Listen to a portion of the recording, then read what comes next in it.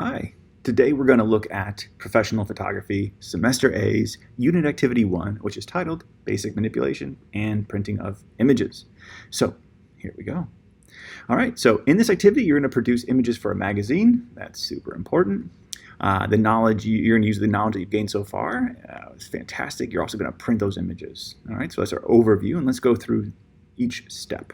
All right, so you're a professional photographer tasked with capturing any one of the following, and all of these pretty much cover your bases, from portraiture to nature to still life action. And then most students ask me, well, I'm not really sure what I should photograph, and I'll usually tell them, choose whatever's most convenient to you. Do you have a lot of people in your family or friends that are photogenic, that like to be in front of the camera? Perfect. Portraiture. Are you an athlete and you're always on the field? Sports is a good one. Do you live downtown in an urban environment? You're around a lot of buildings and different things? Architecture. But more importantly, just choose the one that you think is the most interesting and go to that, because we really want you to start exploring developing your photographic eye.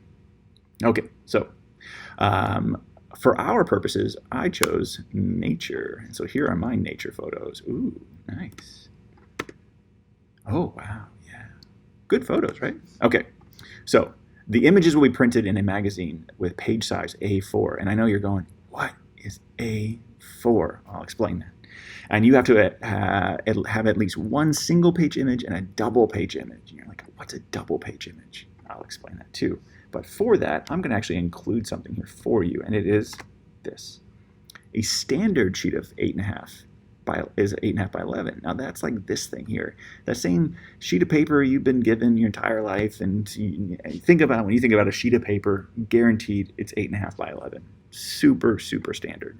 But for magazines, a common size is A4.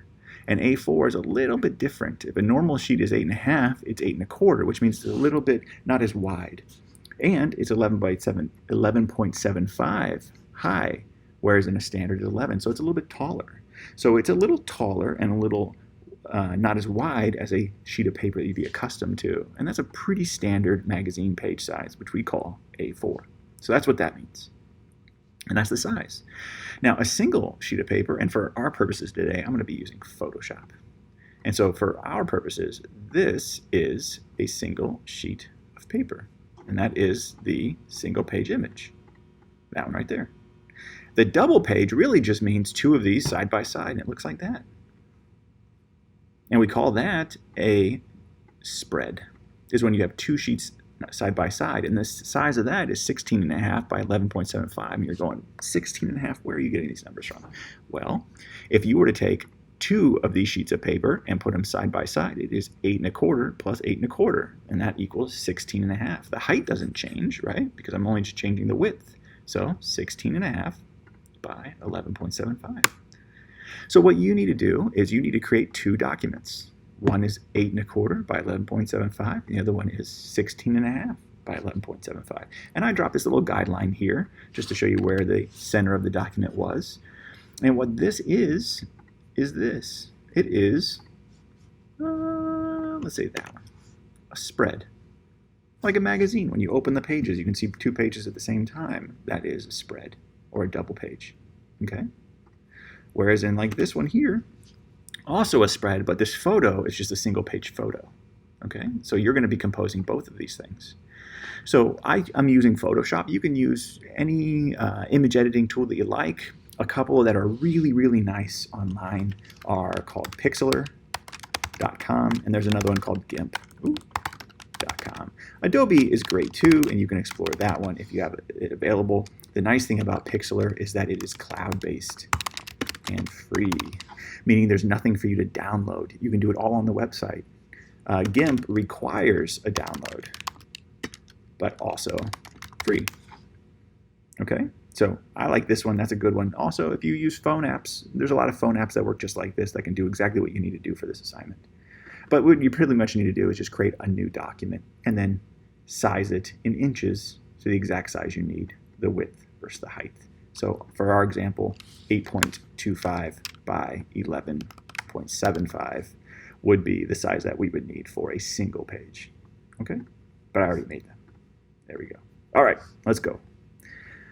We already know what that is. All right, so we're going to perform the entire process, produce two photographs, transferring them, meaning we're going to take them from the camera onto the computer and save the images to the computer, which that's exactly what we did. If we have them on the computer here, there's lots of ways to get them onto the computer, emailing them to yourselves, if you're using a camera, sometimes you can take the SD card out and put it in the computer and get them off that way. So we're going to transfer them and put them on the computer, which we already did. We're going to manipulate those images and crop it, and that's why we call it, the assignment's called basic manipulation, because really all you're doing is cropping the images down to the right size. So let's do it. Here's my single page. Let's start with that. And here's my single page image that I have. Okay, now I'm going to drag this over here and put it in here, and I'm going to resize it. Now what I'm not going to do is I'm not going to stretch it to fit. Ooh, terrible, that makes me cry. I'm just going to resize it just like this, and you can see that there's a little bit extra. Do you see that up here? And this is where you have to make that artistic decision. Do I want to crop the top out? Do I want to crop the bottom out? Or do I want to split it down the middle? I choose to split it down the middle. And that's it. Saving out this assignment, printing it, is exactly what it is, and you fulfilled the assignment requirements. It's pretty basic. Now, there's a part where it gets a little complicated. We'll get to that. Here's my double page, and there's my double page image. Let's bring it in. Same thing. I'm going to not stretch it. Don't do this. Terrible. Ugh. I'm going to stretch it just like that. And you're going to see that there's actually going to be a lot more extra. And I get, again, make that decision. Do I want to crop the left? Do I want to crop the right? Or do I want to split it down the middle? Which do I want to do? Gosh, I kind of like this over here. I like having these trees in here like that come out like that. If you kind of do this, can you kind of lose that a little bit? I guess it's okay. I mean, if you go like this far, you lose it entirely. So I want to keep it in here. So I think I'm going to do down the middle, because I like a little bit of that white over there too. I think that's kind of cool. It balances out itself nicely. All right, so there. Now, you're going, well, that's incredibly simple. Well, that was incredibly simple, but here's where it's not as simple. What if this was the photograph I had to use for this? Well, I have a problem here, which I think you can probably tell right away. There's a lot of extra space on either side, and I can't do this, because again, what does that do? That makes me cry, and we don't want that, because that looks, what we call in the business, terrible. So what we need to do is we need to resize this, and I'm gonna make it bigger. Now, here's the thing. If I keep making it bigger and bigger and bigger to cover up this page, now it's at the right scale that I need to be able to cover both pages, but I mean, that's not the photograph that I want, and that is neither, and I can go all the way down here, and then I'm losing the trees, and so this is not what I want either. So you can see that the photograph being vertical does not look good on this horizontal layout with two.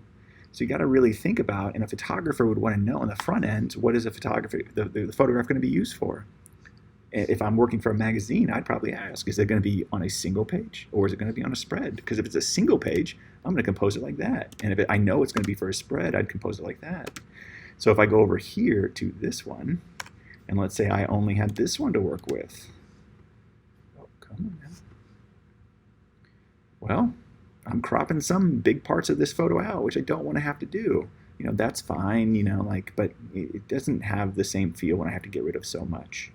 So this is what you're going to need to do. Take a photograph that fits a vertical layout, and then take another photograph that fits a horizontal layout for your 1-page and your 2-page. Crop them down, and then you're gonna print them out. That's pretty much it. Now, again, this is what we're looking for, and I want you to think about it when we're thinking about photography that works for a magazine, because usually in a magazine there, and this white area here is like the article that you'd be reading in the magazine, or to have typography or maybe other images.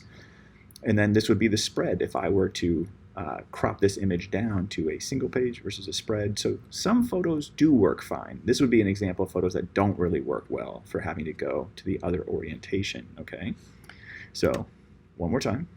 A spread image, the photo is extended out horizontally, versus a single page image, which is extended out vertically. And so this is how it would be like if done in the real world.